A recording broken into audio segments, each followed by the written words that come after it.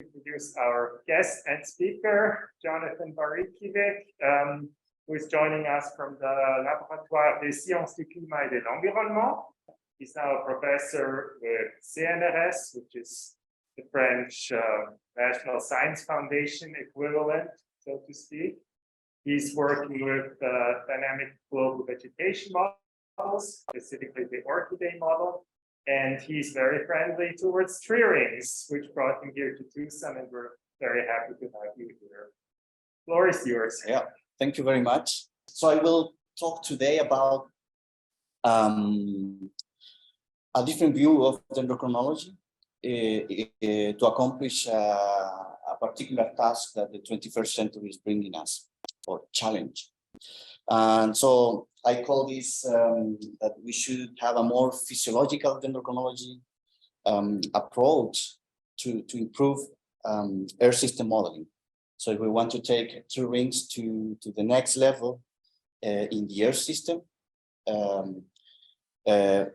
it's a perspective that we need in a way to integrate data and models. And as Florence said, I'm a professor at the CNRS in Paris. I was recently awarded an ERC starting grant, which is a European Research Council grant for starting careers, and it lasts for 5 years. And so he has been also an inspiration for me and over my career. And I remember I told him, Keith, I don't want to work with tree rings. So I don't want to be a dendrochronologist. I want to do more modeling stuff, more global modeling vegetation in climate. And so we worked that during my PhD. In the end, we always came back to what trees can tell us in a way. So we were looking at the forest from far away, but then the forests are composed by trees, and trees have a long story to tell, and in a way that can inform these models. So I went the full circle and came back to tree rings with the inspiration and the critical eye that Keith also helped me to develop. And so today I will talk to you about the large problem that we have in the future climate projections. In particular, it's a problem that all the models project the future climate and that make the basis for the IPCC reports have, which is an uncertain response of the terrestrial ecology. So this model, the terrestrial component of this model is very uncertain. And that feedbacks into uncertainties in future climate. So that's the big scientific problem that we face now. And then I will talk to you a bit how we can push the field to improve the ecology of these models, and by consequence reduce their uncertainty in their projection toward the future by simulating better the processes related to forest growth in the Earth system. And then I will have some focus on really ancient trees, and which are a special part of the package of working with tree rings to improve the ecology of these models. So first, I will say what is an Earth system model. An Earth system model, we divide the Earth system in boxes: vertical for the atmosphere, horizontal for the ocean and the land, and also horizontal for the atmosphere. And then we divide it in the atmosphere is modeled by an atmospheric model, the ocean by an ocean model. Every grid here is modeled by this ocean model. And then the land surface, or what is land, is modeled by what we call land surface models. And these models interact a bit among them and simulate the climate and the dynamic of the Earth system. So one of these models is the IPSL, Pierre-Simon Laplace, which is an institute in France. This is the latest version, Climate Model 6. It's an Earth system. It's a representation of the Earth system, where the atmospheric model is called LMDSET, which is a laboratory of dynamic meteorology with zoom, because it allows zoom. The ocean model is NEMO, is called, And then the land surface model is for Orchidea. It's done by organizing water and carbon cycles in the land surface. And so this is the component basically where I am working over land.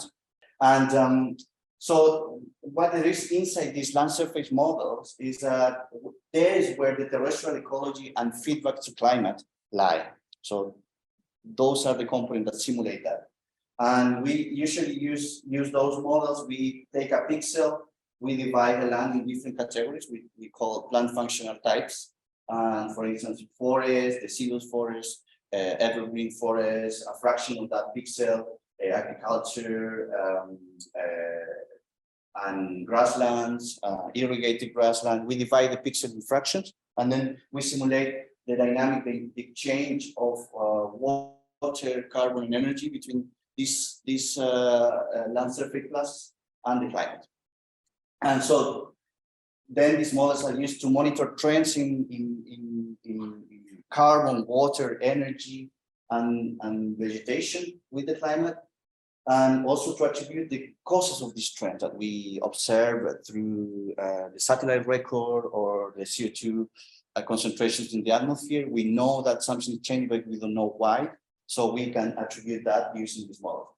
And then the other application is to predict future changes of the whole system under new climate and different emission trajectories.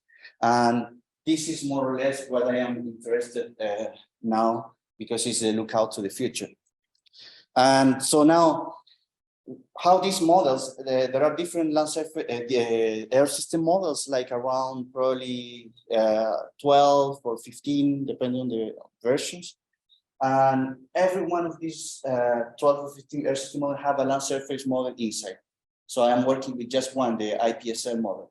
And then when we put all the land surface model together, this is 5 models, and we project the carbon sink or to the future, we see that 0 is it means here it's uptake of carbon from the atmosphere, and 0 it means release from the land surface to the atmosphere.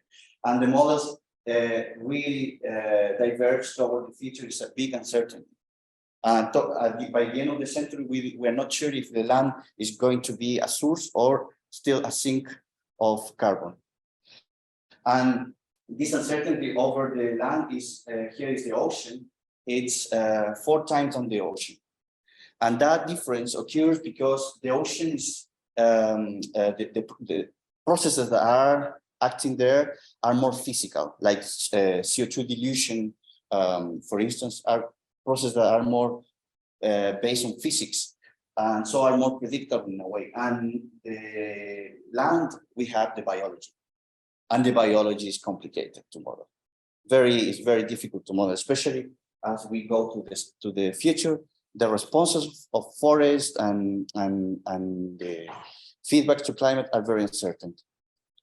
So now, how we model, how we train these models, usually with satellite observations or ecosystem measurement, like FlatNet, and some ecosystem experiments like CO2 enrichment.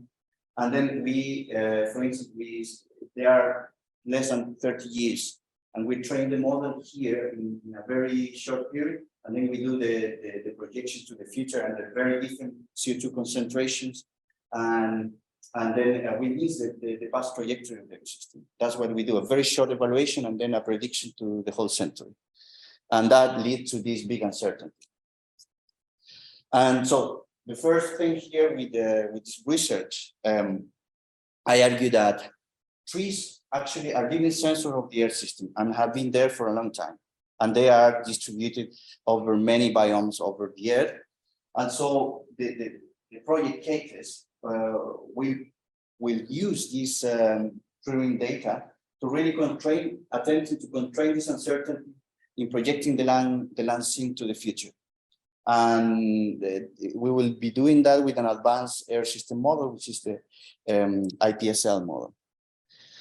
And so there, tree rings in a way we go from this short evaluation to an evaluation over the whole 20th century. and we will use growth and water use efficiency. So those are the two target processes that we are going to constrain. And then with that, we will match the scale of global change. We will match how trees were responding to the increase in CO2, for instance. If we are able to simulate that, as the observation said, it's a strong constraint to say that the model is doing the right thing for the right reason. But in addition to that, there is also, tree can allow us to have multiple constraints. We have focused so much on ring width only, but actually within tree there is the phylogenesis, which tell us about really the seasonal or intra-seasonal biomass growth, and then isotopes that tell us about the water use efficiency, how the stomata are responding. And then if we add also ring in the roots, we can work out the allocation to below ground growth and versus stem growth. And those constraints should really help also to improve the model. And then with this improved model, if we simulate well the past over a century, we should be able to constrain these future projections, because the response, environmental sensitivity of the model should be better constrained over a long time period. And then, but to do this, we require some innovation. And the first innovation is a conceptual one. This is what I call here physiological dendrochronology. So this means to focus on processes rather than on correlation. So for so long, the Turing community, we have focused on climate reconstruction, on proxies, and in a way to go to the air system, we really need to concentrate on processes. So it's a bit of shift. And then here, one of the first representation of how climate lead to a narrow ring was done by Hal Fritz a long time ago. And he was here concentrating on the processes. And that's exactly the view that we need. And this is what I call physiological dendrochronology, because we need to understand the processes from how climate goes to form a true ring, and how it goes to changing all the processes that are in between.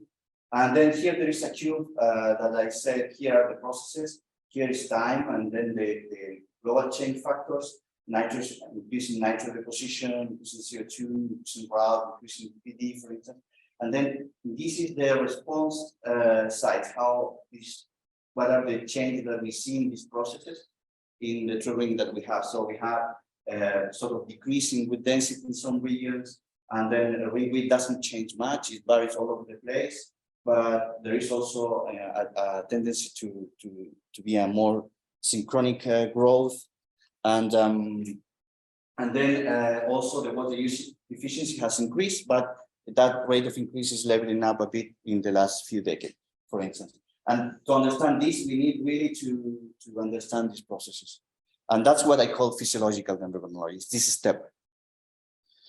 And the first thing is that, for instance, to look at the physiology here, there is one innovation that we worked with Valérie Daud and Philippe Perlan, which is the person that worked with Orchidea as well, and Sebastian Leiser, who are my team that we work with the model, is that usually we have these unidimensional variables. So here is ring width, here is carbon discrimination, and oxygen, delta OT in ring width. But in a way, it's difficult to interpret them by separately.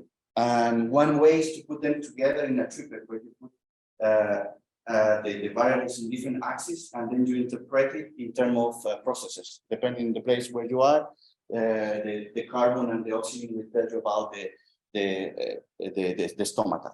And then you can interpret the environmental response, and then you can get the overall response, a surface with ring width, how that is related to that.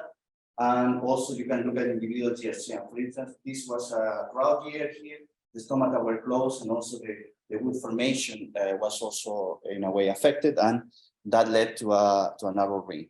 So you can really start to get a more process-based view of that. And the beauty of that is that actually here is again unidimensional constraint.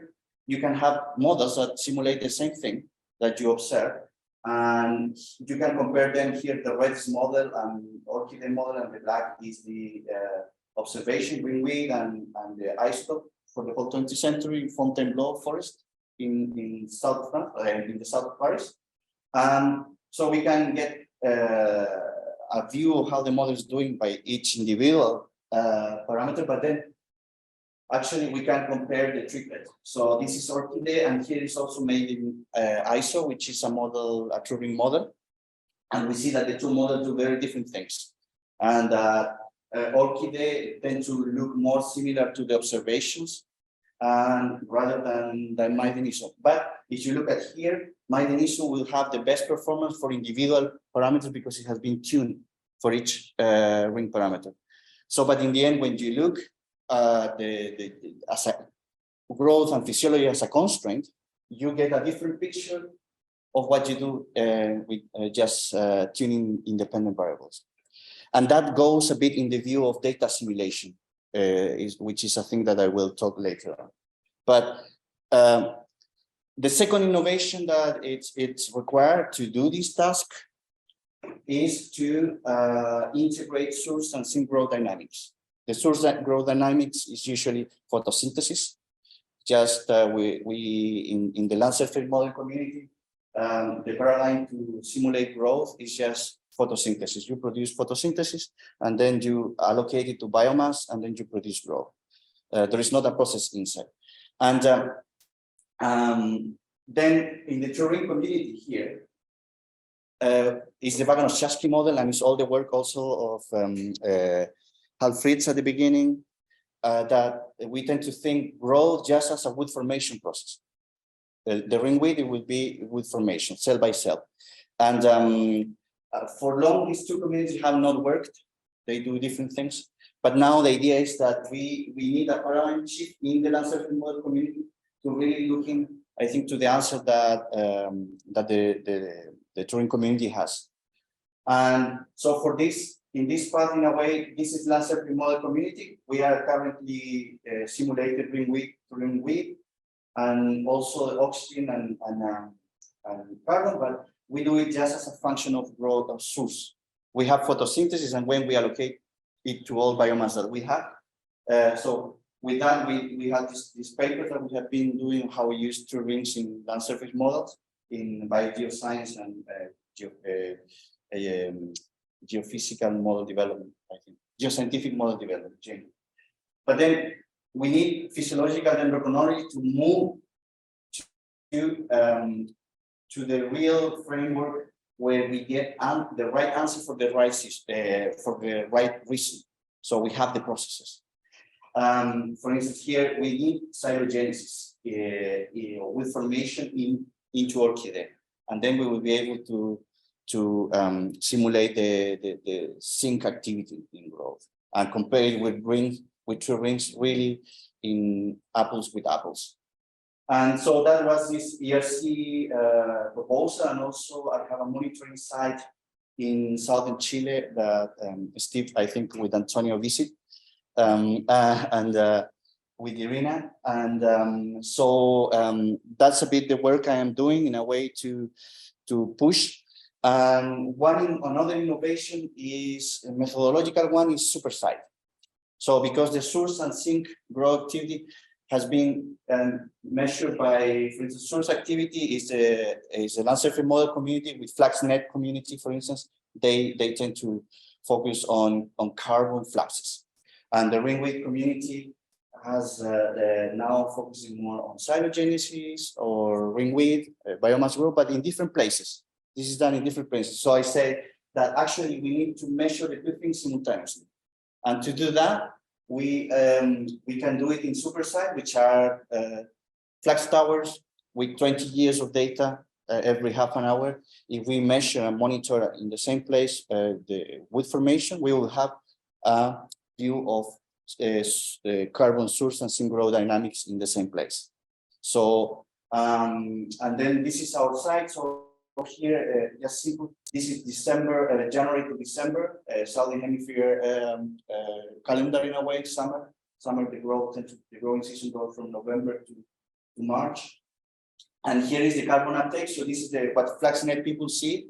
The amount of blue is the amount of carbon, the strength of the carbon sink, how much carbon is the forest uptaking. And here we see that most of the sink occurred in the spring, in November. But then when we see phylogenesis, we see that the peak in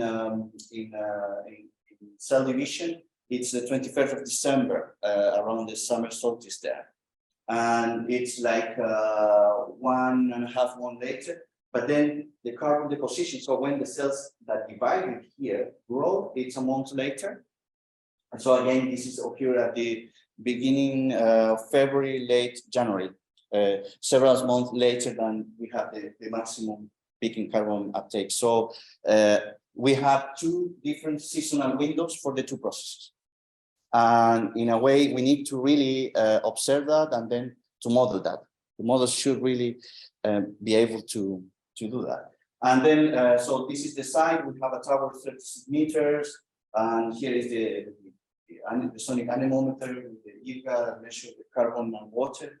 And here is my brother collecting the data from the tower. And so here again a global picture. So we have all the pink points are terrain sites. So that the ITRDV. The blue are the FlaxNet, and they are all over the place, and there is almost no overlap. And then I say here, well, for this project, we are going to have 10 sites in Europe, the ICOS network, where we will have to sample tree rings in these flax sites. And also in the US, there are already some sites in the East, and we expect here with tree ring, for instance, to have one more site here in Tucson, where we can have all the variables. And then is my site in Southern Hemisphere is the only one. So now I'm recruiting my team. This is 2022 to 2027, the project. So I'm looking for a postdoc to help me to code the wood formation in Orchid. And this is now actually as soon as possible. And then I need also a lab technician to really do the Turing lab work, and also a PhD student that will help me to work with the supersites and do the measurements and to look some particular below ground perspective there. And then in 2 years' time, I will get a postdoc when we have all this set up to do the data simulation. In a way, is to integrate data and model, and that will be done at the supersite first. And then it will be expanded to the global network of tree rings by different biomes. Here is a map of tree longevity. So red is more longevity beyond 2000 or around 2000 years. And then we see over the globe, there is one spot here in Southwest US, and then in the Himalayas, and some trees in Tasmania as well. And actually one other spot here in my site in Chile. So it's one spot of longevity. And so the oldest trees that we know alive, here is the famous Methuselah by Ed Schulman here in this region in 1958. And then, so that was published in a National Geographic magazine. And then in May 2022, together with Antonio Lara, my colleague, we dated our famous tree there that was discovered by my grandfather in the national park in the Alerce Costero. And we actually estimate an age because it's so big, we cannot get a sample to the core. And we estimate we have to reconstruct part of the growth that we don't see, which is 60% of the trunk, using the best of our knowledge and some scientific ideas on how trees grow from seedling to a big tree. And we come up with the answer that is very likely this tree is beyond 5,000 years and is still alive. So there is with Antonio, and we are working on our paper for that. And here is the tree for the people that know. Here is a person. This has it's a very big tree. And then now this has really, there is some people that's skeptical about our estimate. and which is fair enough. But so now there is this debate of which is the oldest tree, which I think is a sterile debate. It's stupid debate, and it's actually really what we should be worried about, if how these trees are really being threatened by people and climate. In a way, we should be worried how we protect these trees rather than which tree is the oldest. And now, because these are very precious jewels of the Earth system. So in the Earth system, so these trees have been there for just feeling the dynamic of the Earth system for many years. So, but when we go to the global network, most of trees are below 1,000 years. All the trees that are older than that has been, in a way, have been cut, and then we go beyond 3,000 years. We have very trees. So there is one sequoia, it's 3,600. It was killed. It's a stump now, and then Antonio and Ricardo Villalba in 1993 found another alerce tree in southern Chile, but again it was killed. It was a stump. And then there is Prometheus that was found, again, very unfortunate, it was killed. We knew that when it was killed. And then there is Methuselah, that is one alive. And then is the Alerce millenario, our tree, which is still alive, so it's in this range. So there are really, really, really few trees in that category. And in a way, now we some reference that you will know. So this is the sequoia that is at the entrance of the lab here. It has about 3 meters of diameter from side to side, and our alerce has 4.2, so it's even a meter bigger, and it grows very slow. And then another way that you can know how old a tree can be by a simple method is that trees to live long, they have to grow slow. And then when we take the growth rate and the age of population of trees in the ATRDB and in the literature, and we do a meta-analysis, as we did with Giuliano Locoselli and Rob Graham in the UK, you get a map like this. So, it's a curve, a potential curve, where you have the trees that grow fast, they really die young, and trees that grow very slow towards zero can be very old. So based on that, just on the growth rate, you can get a very good idea of where the oldest trees are. So then now we go to the really old trees, we get to this corner. So they should be really squeezed towards zero and very high in the vertical axis. And so for instance, Prometheus here is the 0.5 millimeters growth rate, half a millimeter. So Prometheus and Methuselah are around there, and Alerce millenario is about half of that. So it grows even slower, you know. And then the age range is there, and another Alerce here, other Alerce population here. You see that they are one of the slow growers and more long-lived in the world. So in a way, one thing that you say, if a very old tree from a very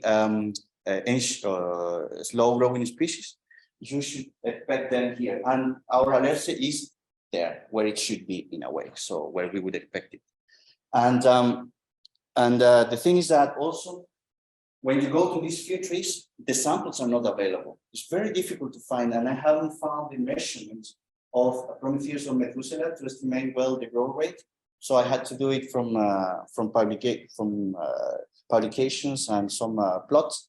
But so in a way, I'm searching for the raw measurement, and I could find for the Sequoia one and the Alerce one here, but this one I haven't found. So, and they are essentially, we want to see how these very ancient trees grow.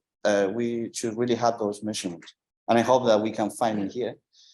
And then now the map looks like this. So the very old trees in different continents. So we have Lanila is called our tree. It's probably beyond 5,000, around the same ages or around the same than here in Southwest US. In Europe, for instance, is just 1,200 years, the oldest tree. And Africa the same. And some other trees beyond 2,000 are here in junipers in China. or in the Tibetan Plateau. And some trees in New Zealand probably also will exceed 1,000 years. I'm aware of a larynx at the New Peninsula, which is individual tree was close to 900. To how 900. Maybe not at that range. Yeah. Should be over there. Huh? It's a very peninsula section of by. Yeah. If I did have. Yeah. Yeah, I have been usually focusing beyond 1,000 and something. But yeah. So now I think we are on time. To close, I would say that the KTES project, the idea is that we could bridge, we have the potential to bridge the terrain and land surface modeling communities for the first time, to build this bridge. And this also will produce these conceptual and methodological advances, so physiological dendrochronology at supersites. And if we are successful in that, because this is a high gain, high risk endeavor, we don't know if we are going to arrive there, but at least we try. And yeah, and then so we should really, this, if we are successful, we will actually be able to reduce the uncertainty in future climate projections, because ORCIDE is a model that is connected with an air system model, and the air system model are the one that simulate the future climate and are also the models that underpin current climate policy, the Paris Agreement and so on. So it really goes all the way up from the tree to the air system.